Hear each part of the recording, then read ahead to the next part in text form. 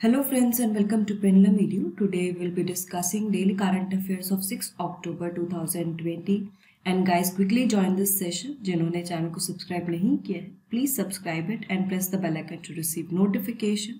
आप हमें हमारे टेलीग्राम चैनल पे भी ज्वाइन कर सकते हैं, वहाँ पे आपके लिए स्टडी मटेरियल अवेलेबल है. साथ ही जो एसएससी सीजीएल टायर 2 की प्रिपरेशन कर रहे हैं वो टायर 2 की टेस्ट सीरीज भी ज्वाइन कर सकते हैं.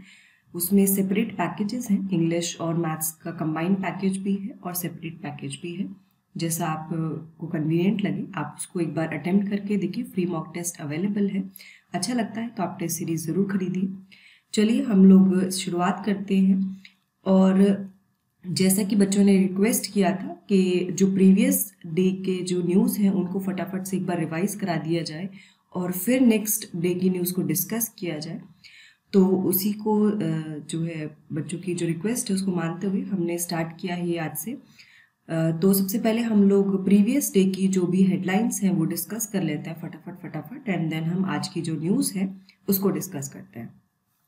सो 2 अक्टूबर को जो महात्मा गांधी हैं उनकी 151st बर्थ एनिवर्सरी जो है वो मनाई गई और इस दिन को गांधी जयंती के रूप में भी मनाया जाता है और international day of non violence के रूप में भी मनाया जाता है 2 अक्टूबर को. 2007 में यूएन जनरल असेंबली ने एक रेजोल्यूशन पास किया था कि 2 अक्टूबर को international day of non violence मनाया जाएगा. एंड 2 अक्टूबर को ही जो हमारे सेकेंड प्राइम मिनिस्टर थे इंडिया के लाल बहादुर शास्त्री, उनकी भी बर्थ एनिवर्सरी होती है. उन्होंने जय जवान जय किसान का फेमस स्लोगन दिया था और उन्होंने minister of external affairs, minister of home affairs और मिनिस्टर ऑफ रेलवेज भी एज सर्व किया. एंड उनको 1966 में भारत रत्न से उनको सम्मानित किया गया था. Okay, next is world nature day जो है हर वर्ष 3 अक्टूबर को मनाया जाता है. एंड ये जो वर्ल्ड नेचर डे है ये सबसे पहले 2010 में मनाया गया था और ये एक फाउंडेशन, एक ऑर्गेनाइजेशन है, वर्ल्ड नेचर ऑर्गेनाइजेशन, इसके द्वारा ये मनाया जाता है. Next is Crime in India 2019 report was published by NCRB, National Crime Records Bureau ने Crime in India 2019 report publish की जिसमें पाया गया कि लास्ट ईयर के कंपैरिजन में जो crime against schedule caste and schedule tribe हैं वो बढ़ गए हैं. साथ ही एट्रोसिटीज अगेंस्ट वुमेन की अगर हम बात करें तो उसमें भी बढ़ोतरी हुई है कि महिलाओं के खिलाफ जो अत्याचार हुए हैं उसमें भी बढ़ोतरी हुई है. और इस तरह की जो भी पूरी रिपोर्ट थी ये आप जाकर पढ़ सकते हैं वेबसाइट पर. और एनसीआरबी जो है ये मिनिस्ट्री ऑफ होम अफेयर्स के अंतर्गत कार्य करता है और एनुअली जो है ये क्राइम इन इंडिया रिपोर्ट जो है जारी करता है और इसके साथ साथ accidental deaths in suicides in India and prison statistics in India भी ये जारी करता है. Next is decade of healthy ageing from 2020 to 2030 was launched on International Day of older persons. और ये जो international day of older persons है ये 1 अक्टूबर को सेलिब्रेट किया जाता है और जो वृद्ध लोग हैं उनकी समस्याओं को मेन स्ट्रीम करने के लिए और उनको क्वालिटी सर्विसेज डिलीवर करने के लिए ये डेकेड ऑफ हेल्दी एजिंग जो है लॉन्च किया गया. Next is world post card day जो है वो 1 अक्टूबर को मनाया गया और ये फर्स्ट जो है वर्ल्ड पोस्ट कार्ड डे मनाया गया था 1 अक्टूबर 2020 को. Okay, for the first time this day was celebrated. और इसके चलते हुए भारत में जो है उड़ीसा के सर्कल के जो पोस्ट मास्टर थे उन्होंने जौ कंधेई जो कि एक ट्रेडिशनल टेराकोटा डॉल है जो उड़ीसा में बनती है, उसके नाम पर जो है एक पिक्चर पोस्ट कार्ड रिलीज किया. उसी तरह महाराष्ट्र सर्कल में सावंतवादी टॉयज जो महाराष्ट्र में बनाए जाते हैं बाय द चित्तारी कम्युनिटी, उसको जो है उसके नाम से जो है ये रिलीज किया उन्होंने post card. Exercise bongo Sagar. Next is Indian and Bangladesh navy bilateral exercise. तो अभी जो है बोंगो सागर जो है वो बे ऑफ बंगाल में जो है हुई एक्सरसाइज एंड ये इंडियन और बांग्लादेश नेवी के बीच में कंडक्ट हुई. Prime minister inaugurates world's longest highway tunnel Atal tunnel. तो ये तो बहुत ही इंपॉर्टेंट न्यूज़ थी कि जो प्राइम मिनिस्टर नरेंद्र मोदी हैं उन्होंने दुनिया का सबसे लॉन्गेस्ट हाईवे टनल जो है वो इनॉग्रेट किया, लॉन्च किया. एंड ये इतना एक तो लॉन्गेस्ट हाईवे टनल है एंड ये बहुत ऊंचाई पर है, करीब करीब 3000 मीटर से भी ज़्यादा ऊंचाई पर ये बना हुआ है। इससे रिलेटेड एक न्यूज़ है आज, तो हम इसके बारे में डिटेल में डिस्कस करेंगे उस न्यूज़ में।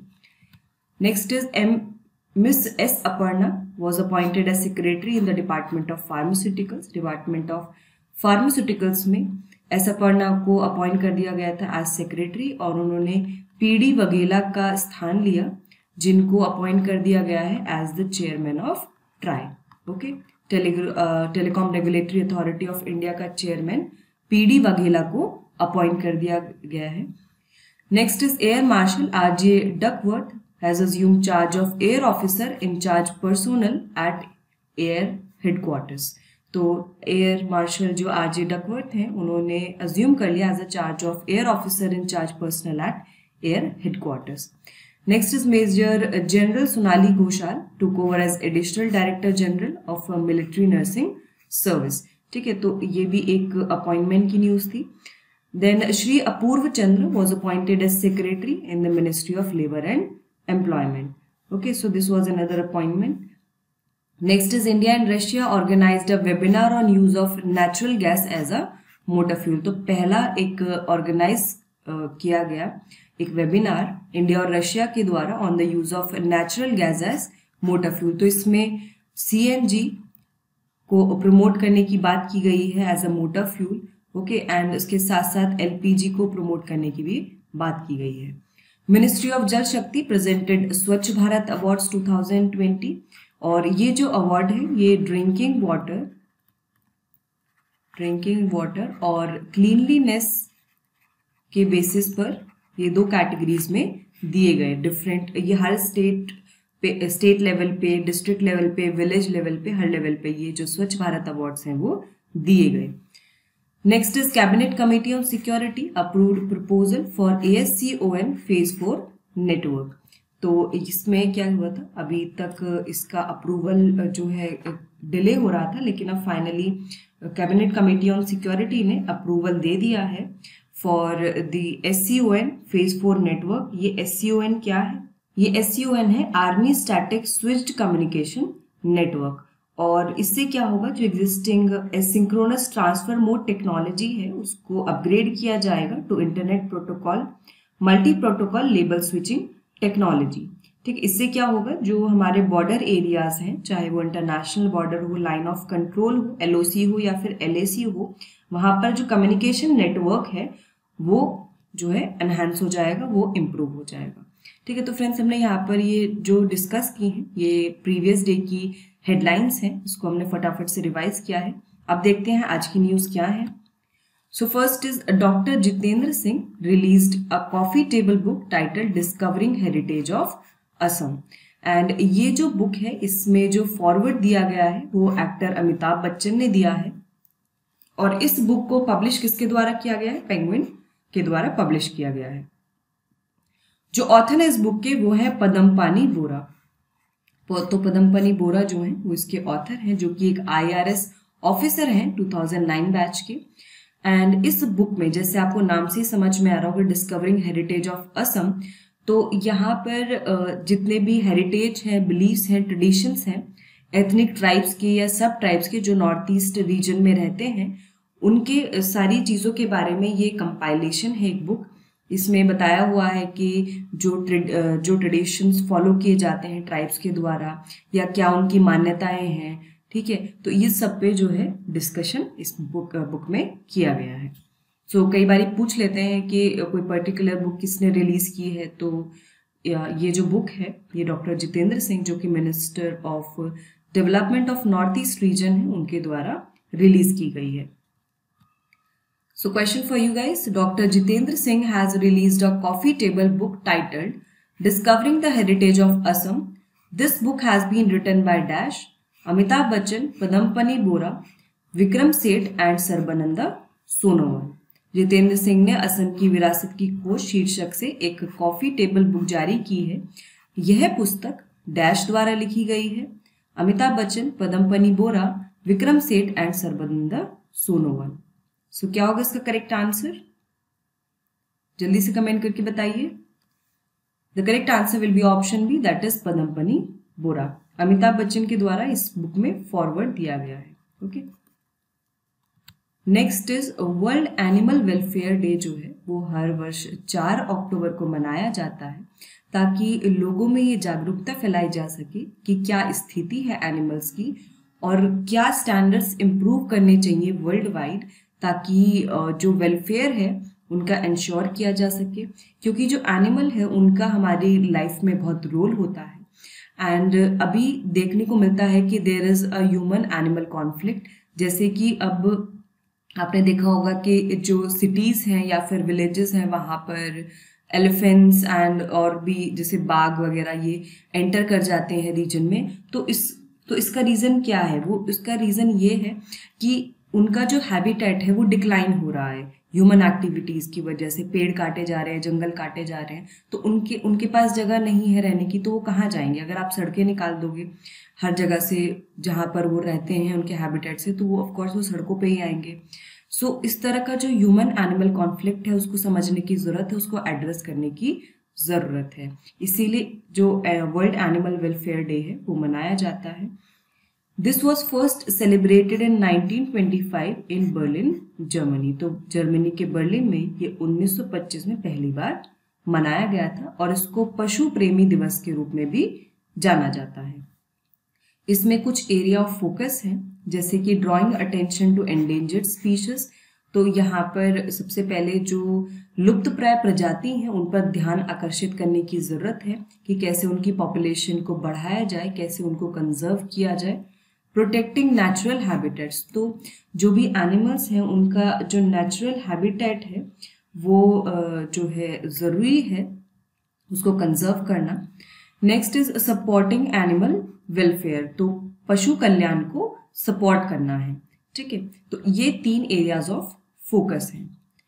क्वेश्चन देख लेते हैं। When was the first world animal welfare day celebrated? पहला विश्व पशु कल्याण दिवस कब मनाया गया था? 1920, 1923, 1925 and 1928. So what will be the correct answer for this? The correct answer is option C, that is 1925 में ये बर्लिन जर्मनी में पहली बार मनाया गया था। Next is world teachers day is celebrated every year on 5th October.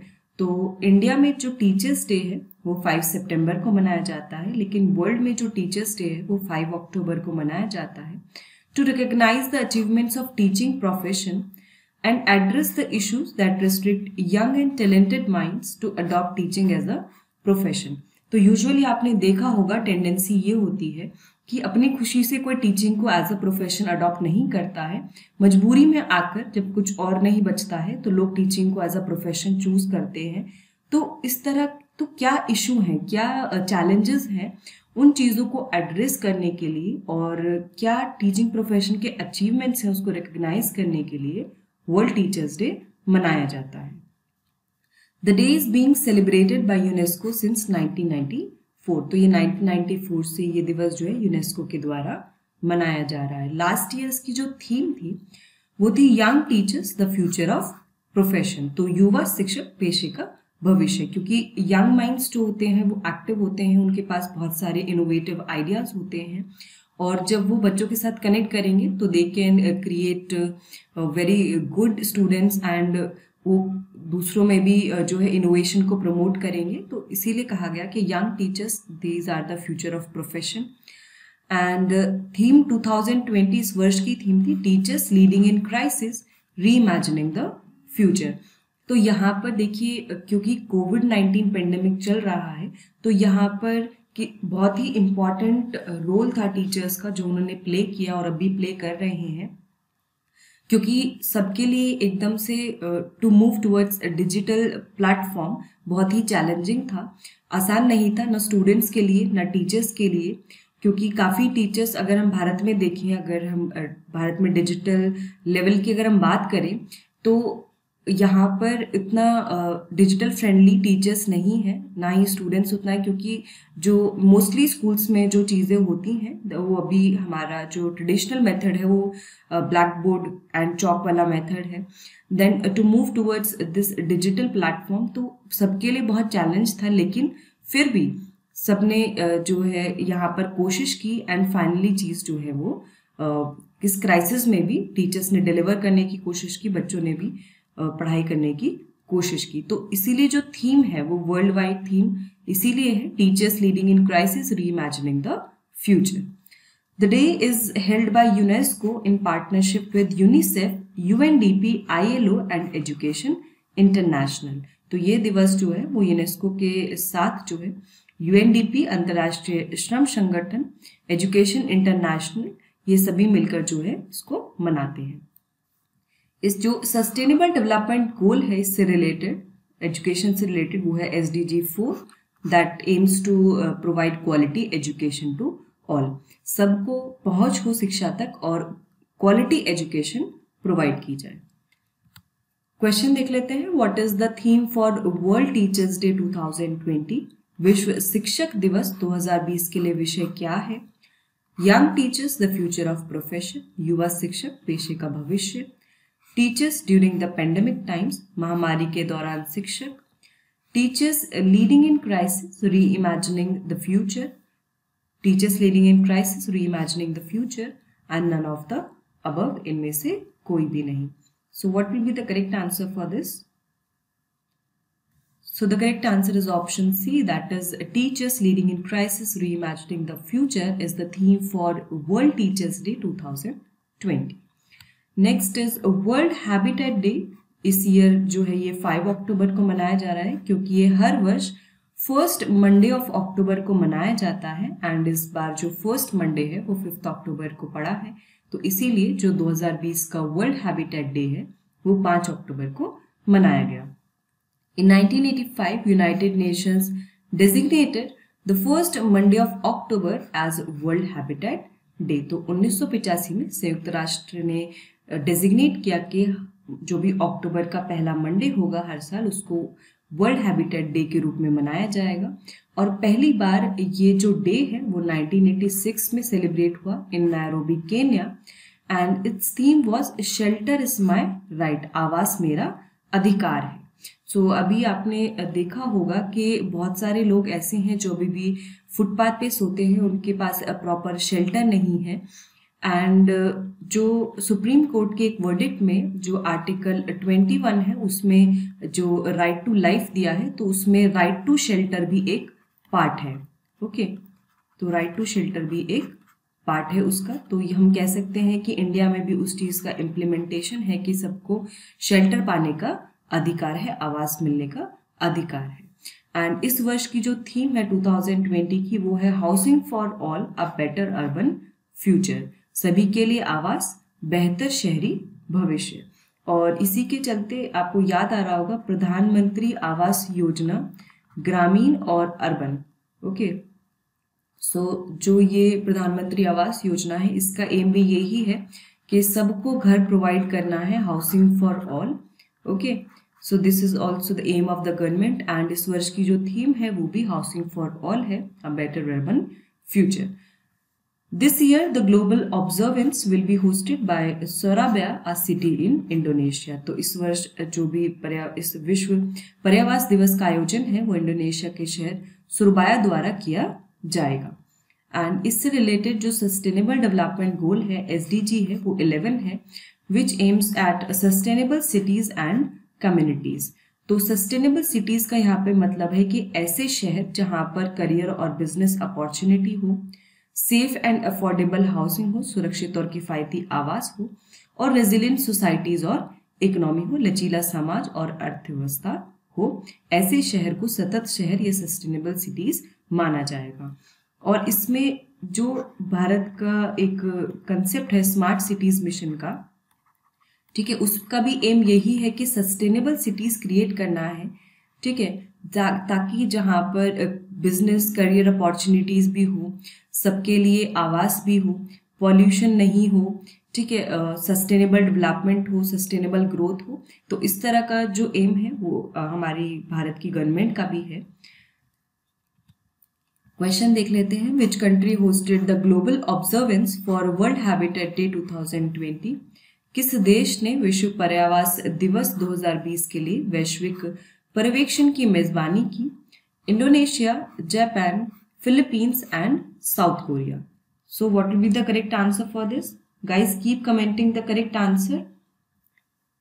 The correct answer is option A, that is Indonesia. सोराबाया एक जगह है इंडोनेशिया में, उसके द्वारा ये होस्ट किया जा रहा है. Next is Department of Fertilizers has achieved second and third rank on Data Governance Quality Index DGQI, which is based on a survey conducted by Development Monitoring and Evaluation Office of NITI Aayog. तो ये जो index है it is based on a survey which was conducted by DMEO, जो कि नीति आयोग का एक जो है ऑफिस है. एंड डिपार्टमेंट ऑफ फर्टिलाइजर्स की जो सेकेंड रैंक आई है वो 16 इकोनॉमिक मिनिस्ट्रीज एंड डिपार्टमेंट्स में आई है. अगर और ओवरऑल हम बात करें 65 मिनिस्ट्रीज एंड डिपार्टमेंट्स में इसकी थर्ड रैंक है. और ऑन द स्केल ऑफ 5 इसका जो स्कोर रहा है वो 4.11 रहा है. Development monitoring and evaluation office of NITI Aayog has carried out a survey to assess how ministries and departments performed on the implementation of central sector scheme and centrally sponsored schemes. तो जैसे मैंने पहले भी डिस्कस किया हुआ है, सेंट्रल सेक्टर स्कीम होती है जो 100% गवर्नमेंट के द्वारा, सेंट्रल गवर्नमेंट के द्वारा फंडेड होती हैं. वहीं जो सेंट्रली स्पॉन्सर्ड स्कीम्स होती हैं उसमें सेंट्रल गवर्नमेंट कुछ प्रोपोर्शन जो है वो वहाँ पर फंडिंग प्रोवाइड करता है पर्टिकुलर स्कीम के लिए, एंड अनदर जो सेट ऑफ प्रोपोर्शन है वो स्टेट गवर्नमेंट्स के द्वारा जो है वो दिया जाता है. सो इन दोनों स्कीम्स का इम्प्लीमेंटेशन किस मिनिस्ट्री या डिपार्टमेंट के द्वारा कैसे किया जा रहा है उसके चलते हुए एक सर्वे किया गया. एंड उस सर्वे को किसने कंडक्ट किया? Development monitoring and evaluation office of NITI Aayog. Okay, तो अगर आपसे पूछा जाए कि DGQI इंडेक्स किसके द्वारा रिलीज किया और अगर ऑप्शन में नीति आयोग है तो आप नीति आयोग को करेक्ट मार्क करेंगे. So this survey has online question on 6 major themes. इसमें 6 major themes पे question पूछे गए. Data generation, data quality, use of technology, data analysis, use and dissemination, data security and HR capacity and case studies. तो ये जो है 6 theme थी जिन पर questions पूछे गए थे ऑनलाइन सर्वे में. एंड मिनिस्ट्रीज एंड डिपार्टमेंट्स को 6 कैटेगरीज में जो है वर्गीकृत किया गया. Administrative, strategic, infrastructure, social, economic and scientific. Okay, तो ये 6 कैटेगरीज थी मिनिस्ट्रीज और डिपार्टमेंट्स की. चलिए इससे रिलेटेड क्वेश्चन देख लेते हैं. Which of the following departments has achieved second and third ranks on data governance quality index?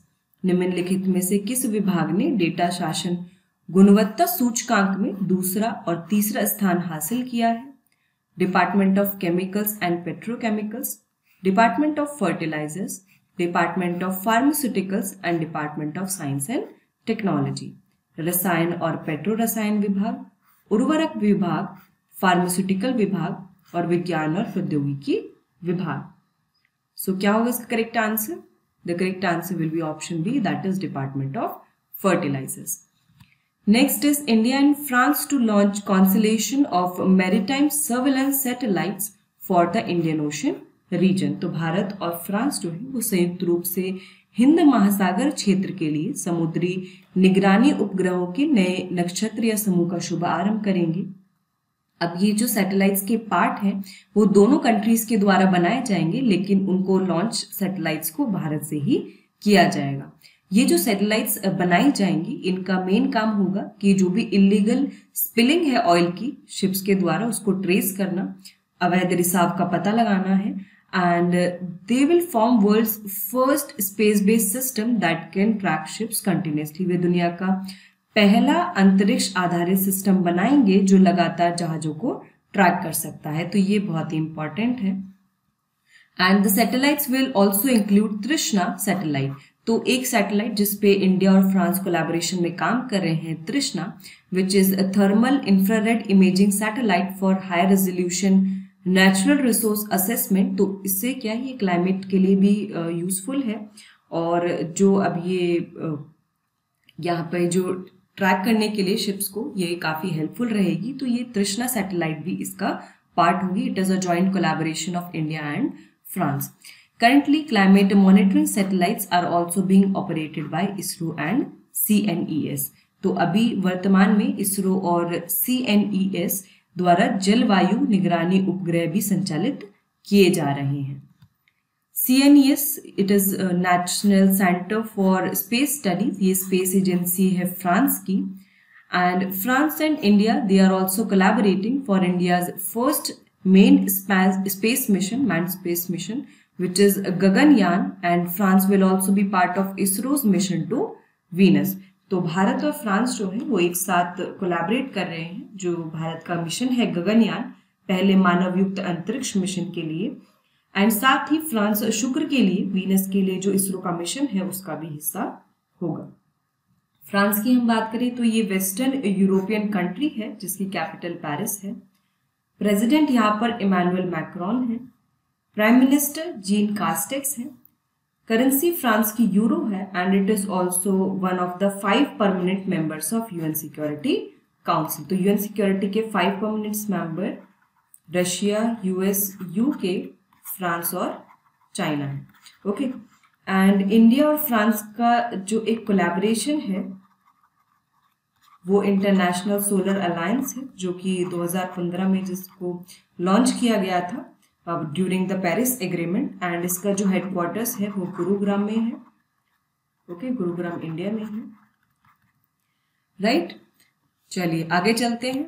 Let's see a question. India will launch a constellation और group of maritime surveillance satellites for the Indian Ocean region in collaboration with which country. Bharat किस देश के सहयोग से हिंद महासागर क्षेत्र के लिए समुद्री निगरानी उपग्रहों का एक समूह लॉन्च करेगा? Japan, USA, France and Israel. So what will be the correct answer for this? The correct answer is option C, that is France. Moving forward, next is center will implement Swaminathan Commission recommendation. तो जो minister of state for ministry of consumer affairs, food and public distribution है राहु साहेब दानवे, उन्होंने कहा कि central government जो है जल्द ही जो भी स्वामीनाथन कमीशन के रिकमेंडेशन है उसको इम्प्लीमेंट करेगी, और इसके कारण जो एम है गवर्नमेंट का to double the income of farmers by 2022 वो भी अचीव करने में मदद मिलेगी.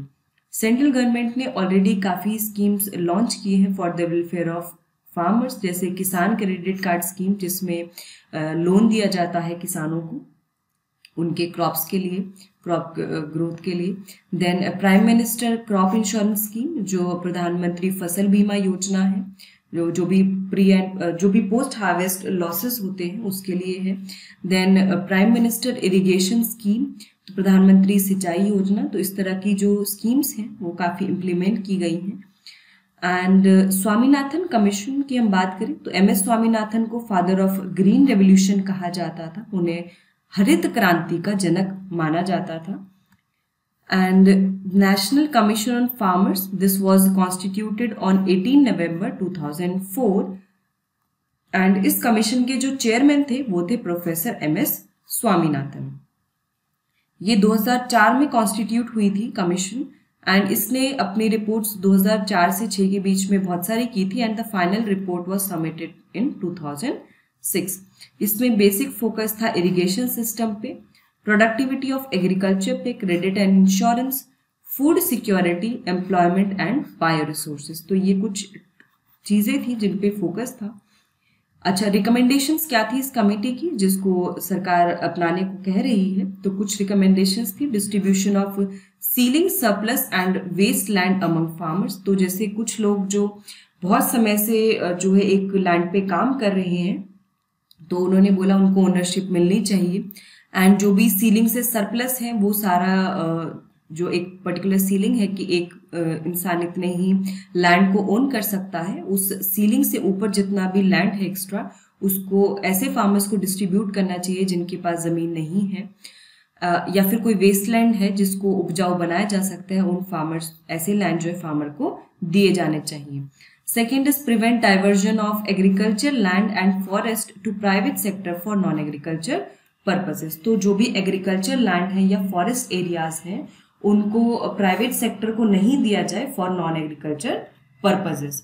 Then seasonal access to forest for tribal and pastoralist and also access to common property resource। तो जितनी भी वो जनजातियां हैं तो उनको वनों तक जो पहुंच सुनिश्चित रहनी चाहिए एंड जो भी आम संपत्ति संसाधन है उन तक भी पहुंच सुनिश्चित होनी चाहिए उनको। Then establish a national land use advisory service, एक राष्ट्रीय भूमि उपयोग सलाहकार सेवा की स्थापना करने की भी रिकमेंडेशन दी गई है। Then setting up of a mechanism to regulate the sale of agriculture land, कृषि भूमि की बिक्री को विनियमित करने के लिए एक तंत्र की स्थापना की जानी चाहिए।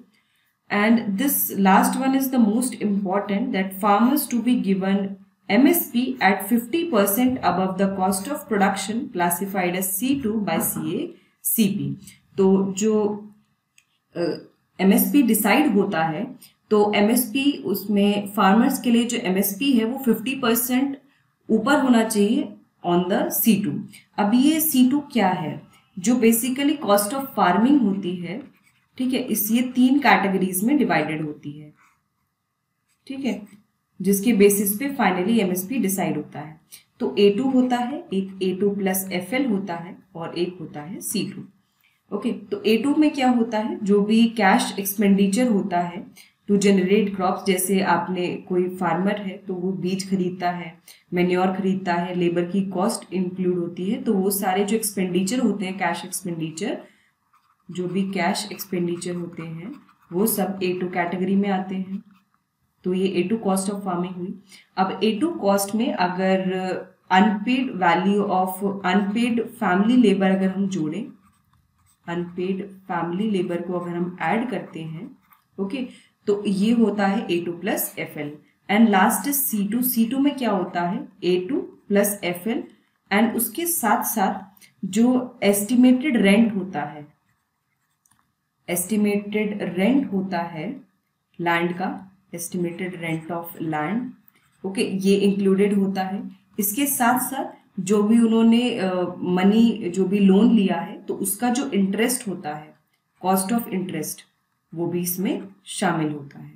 ओके, तो C2 जो एक कॉस्ट है, तो उन्होंने का कहना है कि ये जो C2 कॉस्ट है, इस कॉस्ट के ऊपर 50% ऊपर जो है MSP यानी कि मिनिमम सपोर्ट प्राइस को जो है सरकार को फार्मर्स के लिए तय करना चाहिए, ठीक है। तो ये उनकी मेजर रिकमेंडेशन थी। चलिए क्वेश्चन देख लेते हैं। In which year was the national commission on farmers constituted under the chairmanship of MS Swaminathan? किस वर्ष MS स्वामीनाथन की अध्यक्षता में राष्ट्रीय किसान आयोग का गठन किया गया था? 2002, 2004, 2006 and 2009. So what will be the correct answer for this? The correct answer is option B, that is 2004. Guys, कोई भी डाउट है आप कमेंट बॉक्स में मेंशन करिए, कोई भी सजेशन है, कोई भी डाउट है। 2006 में जो है फाइनल रिपोर्ट इस कमेटी ने सबमिट की थी, final report was submitted, okay, in 2006। Moving forward, next is birth anniversary of Shyamji Krishna Verma was celebrated on 4th October. And he was a freedom fighter who devoted his life to India's freedom. तो ये personality news है इसलिए आपके लिए important हो जाते हैं।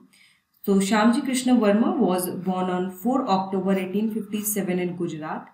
वो भारतीय क्रांतिकारी सेनानी थे, एक वकील थे और पत्रकार भी थे। He published the first issue of the Indian Sociologist in 1905. The Indian Sociologist का पहला अंक जो है 1905 में उन्होंने प्रकाशित किया था। लंदन में उन्होंने Indian home rule society, India house and the Indian sociologist जो है वो उसकी स्थापना की थी, उसको फाउंड किया था। सो दिस इज इम्पॉर्टेंट क्योंकि कई बार इसी से क्वेश्चन पूछ लेते हैं कि इंडिया हाउस या फिर Indian home rule society in London किसने फाउंड किया था। ओके, चलिए ये है श्यामजी कृष्ण वर्मा, फोटो देख सकते हैं। क्वेश्चन है who has founded the Indian home rule society in London? London में इंडियन होम रूल सोसाइटी की स्थापना किसने की थी? Dadabhai Naoroji, Shyamji Krishna Varma, Bal Gangadhar Tilak and Jatin Das. So what will be the correct answer for this? जल्दी से कमेंट करके बताइए। The correct answer is option B, that is Shyamji Krishna Varma. Next is prime minister Narendra Modi announced 66 megawatt Dhaula Sidh hydro power project at Hamirpur. तो अभी हाल ही में जो प्रधानमंत्री नरेंद्र मोदी हैं उन्होंने हिमाचल प्रदेश का दौरा किया एंड उसी के दौरान उन्होंने अटल टनल को इनॉग्रेट किया और अभिनंदन प्रोग्राम और आभार समारोह में भी पार्टिसिपेट किया। अटल टनल की हम बात करें तो ये 9.02 किलोमीटर लॉन्ग टनल है, ये हॉर्सशू शेप्ड है और ये 2-वे टनल है एंड इसकी वजह से जो मनाली और लेह के बीच का जो रास्ता है वो 46 किलोमीटर तक कट गया है, कम हो गया है एंड ये मनाली को लाहौल स्पीति वैली से जोड़ता है। इस अटल टनल का construction border roads organisation BRO द्वारा कंप्लीट किया गया है और इसमें काफ़ी, और हम कह सकते हैं कि इंजीनियरिंग का काफ़ी अच्छा एग्जाम्पल है एक। He announce the construction of 66 megawatt Dhaula Sidh hydro power project at Hamirpur, जिसके कारण जो आसपास के लोग हैं वहाँ उनको इलेक्ट्रिसिटी भी मिलेगी और साथ ही में एम्प्लॉयमेंट अपॉर्चुनिटीज भी मिलेंगी। हिमाचल प्रदेश की बात करें तो ये एक नॉर्थ इंडियन स्टेट है जिसकी कैपिटल जो है वो 2 है, एक शिमला है जो समर कैपिटल है और धर्मशाला जो है वो विंटर कैपिटल है। गवर्नर यहाँ पे बंडारू दत्तात्रेय हैं and chief minister is Jairam Thakur. It is famous for beautiful hill stations like Dalhousie and Rohtang, Spiti valley, Solang valley, ये कुछ वैली है, कुछ घाटी हैं जो इस राज्य में स्थित है। चलिए क्वेश्चन देख लेते हैं इससे related. Recently Atal tunnel was inaugurated by prime minister Narendra Modi. This tunnel will connect dash, हाल ही में अटल सुरंग का उद्घाटन प्रधानमंत्री नरेंद्र मोदी द्वारा किया गया। यह सुरंग डैश से डैश को जोड़ेगी। Manali to Lahaul Spiti valley, Kargil to Leh, Srinagar to Leh, Jammu to Srinagar. So क्या होगा इसका correct answer? Easy question. The correct answer is option A, that is it will connect Manali to Lahaul Spiti valley. Next is world wildlife week जो है ये हर वर्ष 2 अक्टूबर से लेके 8 अक्टूबर तक मनाया जाता है एंड इंडिया में as part of this week tree planting exercise जो है वो मनाई जा रही है in the Western Ghats bordering Tamil Nadu. And tree planting exercise, इसके कारण क्या होगा कि जब ज़्यादा पेड़ होंगे तो वहाँ पर जो वल्चर की पॉपुलेशन है उसको प्रोटेक्ट किया जा सकता है क्योंकि वल्चर की जो पॉपुलेशन है वो कम होती जा रही है। Long billed, white back and king vultures are found in the Nilgiri forest regions of Western Ghats. ठीक है, तो 3 तरह के वल्चर पाए जाते हैं वेस्टर्न घाट में, नीलगिरी फॉरेस्ट रीजन में, लॉन्ग बिल्ड, व्हाइट बैक और king vulture. Okay, then Western Ghats की हम बात करें तो इनको सह्याद्रीज के नाम से भी जाना जाता है। It is a chain of mountains which run parallel to the India's western coast. It extends from Tapti in Maharashtra to Kanyakumari in south. तो यहाँ पर ये पूरा ये जो रीजन है इधर ये पूरा वेस्टर्न घाट्स है, from Tapti in Maharashtra to Kanyakumari in south and it is one of the 36 hotspots of biological diversity in the world. ठीक है, तो इसीलिए भी काफ़ी इंपॉर्टेंट हो जाता है क्योंकि अपनी यहाँ पे बायोडाइवर्सिटी जो डाइवर्सिटी है, बायोलॉजिकल डाइवर्सिटी बहुत ही ज़्यादा है यहाँ पर, तो उसके लिए जाना जाता है and it is also a UNESCO world heritage site. The fauna of Western Ghats include mammals, reptiles, amphibians, mollusks, annelids and bird species। तो यहाँ पर बहुत ही तरह के जीव पाए जाते हैं and scientist from Agharkar research institute Pune, ये एक और न्यूज़ है जो रिलेटेड टू वेस्टर्न घाट्स है। तो महाराष्ट्र और कर्नाटक के वेस्टर्न घाट्स में 2 नए स्पीशीज पाए गए हैं पाइपवर्ड्स के by the scientist from Agharkar research institute of Pune. Pipeworts या फिर एरियोकॉलन जो है ये एक प्लांट ग्रुप है जो अपने मेडिसिनल प्रॉपर्टीज के लिए जाना जाता है। कुछ इसमें एंटी कैंसर प्लांट्स होते हैं, इस तरह से मेडिसिनल प्रॉपर्टीज होती हैं उनकी। लेकिन अभी जो ये 2 न्यू स्पीशीज पाए गए हैं उनका अभी मेडिसिनल प्रॉपर्टी नहीं पता चला है। The research is going on. Question देख लेते हैं। In which month is world wildlife week celebrated every year. हर साल विश्व वन्य जीव सप्ताह किस महीने में मनाया जाता है? October, November, June and July. So what will be the correct answer for this? Very easy, the correct answer is option A, that is October.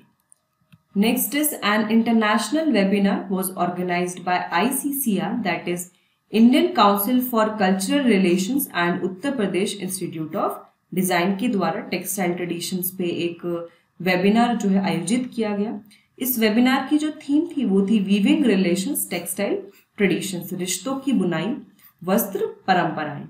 And क्योंकि वस्त्र उद्योग जो है उसने भारत को काफी हेल्प किया है एंड दुनिया के साथ व्यापार और सांस्कृतिक संबंधों के निर्माण में काफी मदद की है। आप अगर हम बात करें ब्रिटिश काल से भी पहले, तो तब भारत के जो क्लोथ्स थे, जो टेक्सटाइल इंडस्ट्रीज थी, भारत की हैंडलूम इंडस्ट्री, वो बहुत ही ज़्यादा फेमस थी एंड काफ़ी डिमांड में थी टेक्सटाइल इंडस्ट्री। भारत मतलब जो भी वस्त्र आते थे भारत से वो काफ़ी डिमांड में थे वर्ल्ड वाइड।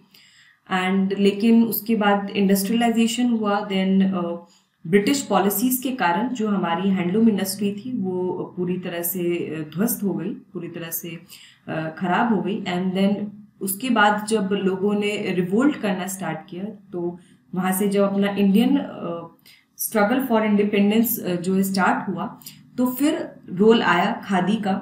टेक्सटाइल इंडस्ट्री ने तब भी बहुत मेजर रोल प्ले किया जब हमने जो ब्रिटिश मेड, जो फैक्ट्री मेड जो भी क्लोथ्स थे उनको छोड़कर और जो अपने खादी क्लोथ्स थे उनको लोगों ने इस्तेमाल करना शुरू किया और खादी जो है वो नेशनल मूवमेंट का एक हिस्सा बन गया था। सो इसीलिए जो है वो टेक्सटाइल इंडस्ट्री बहुत ही ज़्यादा इम्पॉर्टेंट है और ये काफ़ी लोगों को एम्प्लॉयमेंट भी प्रोवाइड करती है। एंड यहाँ पर लेकिन कुछ चैलेंजेस हैं रिलेटेड टू टेक्सटाइल इंडस्ट्री के इन्वेस्टमेंट की कमी है और काफ़ी अभी भी आउटडेटेड मशीनरीज यूज़ होती हैं। तो यहाँ पर स्किल अपग्रेडेशन की आवश्यकता है, फाइनेंशियल असिस्टेंस की आवश्यकता है एंड इस सेक्टर को लेटेस्ट टेक्नोलॉजी के साथ जोड़ने की आवश्यकता है एंड गवर्नमेंट इन तीनों चीज़ों पर फोकस कर रही है। इसीलिए खादी जो KVIC है, खादी विलेज इंडस्ट्रीज कमीशन, वो खादी इंडिया को प्रमोट कर रही है, right.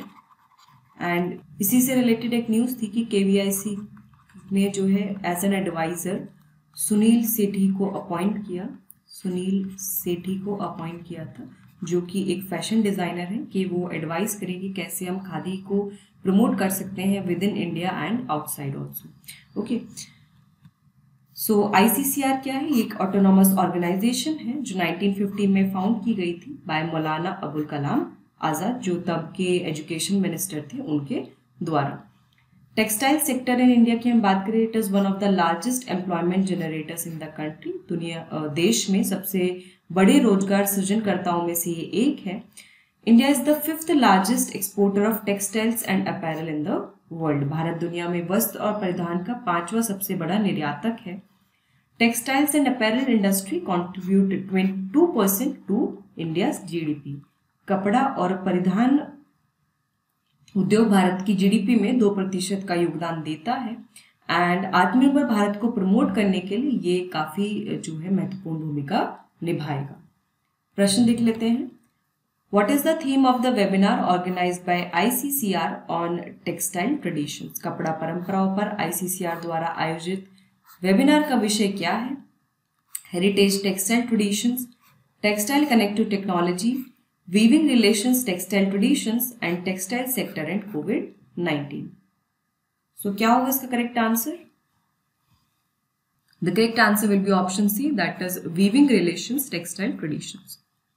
Next is press notes of UP government will now be released in Sanskrit also. अभी तक जो press notes थे यूपी गवर्नमेंट के वो इंग्लिश, हिंदी और उर्दू में रिलीज किए जा रहे थे, लेकिन अभी वो संस्कृत में भी रिलीज किए जाएंगे। And for this state government will hire Sanskrit experts to carry out the job of translation, ताकि इसमें कंटिन्यूटी बनी रहे। संस्कृत की हम बात करें तो ये जो है एक प्राचीन इंडो आर्यन क्लासिकल लैंग्वेज है साउथ एशिया की, एंड ये one of the classical language भी है और one of the scheduled language भी है ये। पनिनी जो थे वो वर्ल्ड के ग्रेटेस्ट ग्रामेरियन थे संस्कृत के। सो पनिनी ने जो है संस्कृत की ग्रामर लिखी थी and it is one of the least spoken scheduled language. तो जितनी भी अनुसूचित भाषाएं हैं उसमें से सबसे कम बोले जाने वाली जो भाषा है वो संस्कृत है। It is one of the 22 languages listed in the 8th schedule of the Indian Constitution. भारतीय संविधान की 8वीं अनुसूची में सूचीबद्ध 22 भाषाओं में से ये एक है. जो पहली संस्कृत यूनिवर्सिटी थी, संपूर्णानंद संस्कृत यूनिवर्सिटी, वो 1971 में स्थापित की गई in Varanasi. So this is also important कि पहली संस्कृत यूनिवर्सिटी कहाँ पे स्टैब्लिश हुई थी, वाराणसी में. कब हुई थी? 1971 में हुई थी. और जो लैंग्वेजेस हैं 22 लैंग्वेजेस, वो कौन से स्केड्यूल में मेंशन है? वो 8th स्केड्यूल में मेंशन है.